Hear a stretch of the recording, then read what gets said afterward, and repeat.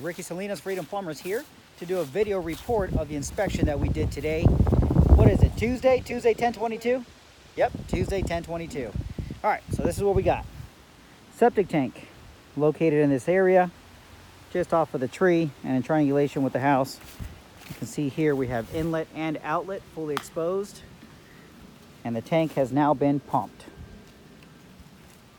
All right, so prior to pumping this tank, we did do a flow test where we ran water from the house into the tank and went ahead and checked the flow rate at which the effluent exited the tank. It seemed to hold a good rate.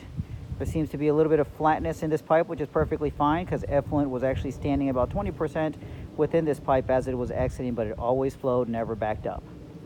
When it comes to this side, we also did a flow test. Water came in nice and clear at good grade, good speed. We went ahead and sent in a camera all the way up. The pipe is looking very well, or very good, coming from the house all the way out. We have PVC up to about approximately here. Then we have a pipe coming over here and cast iron coming in straight. But it all looks good, no standing water. Minor point of concerns. Next point before we go to the concerns. Pipe exiting goes straight out about 102 feet. Transitions from PVC to Orangeburg the rest of the way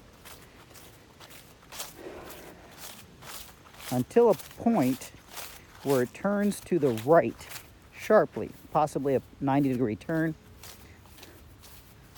You will notice there's a marking right around there, and that marking is where the pipe makes a right-hand turn, and right at that area there's a massive root intrusion. Furthermore, I am unable to locate the distribution box or possibly a surge box. We definitely know that this is the field. The different coloration of the grass definitely expresses that, but I'm unable to get to the distribution box to see how is it holding up. All right, so back to the tank. Orangeburg pipe is mostly round. Some areas is actually doing the typical Orangeburg thing, which is collapsing. It's nowhere near full collapse, but it's starting to oval. All right, so you have that. Some areas of that Orangeburg are missing small little pieces, but still intact.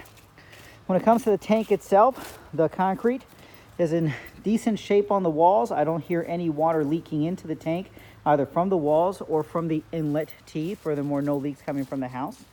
The bottom of the tank, somewhat brittle. There's a lot of sand and gravel on the bottom.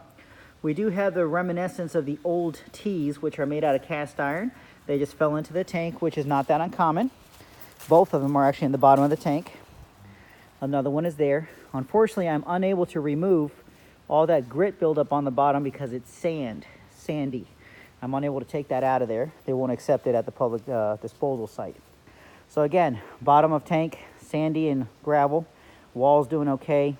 When it comes to the lids are intact, in expected shape for 1950s.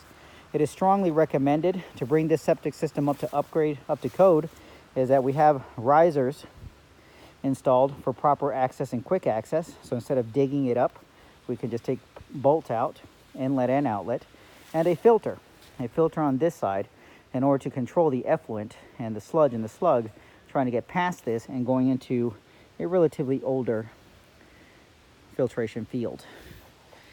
By doing so, we'll help ensure a longer life in the filtration field. We don't know what kind of conditions it is right now, but you want to prevent any any kind of slug or sludge from exiting this tank and going over there, because that right there is the most expensive part of the system.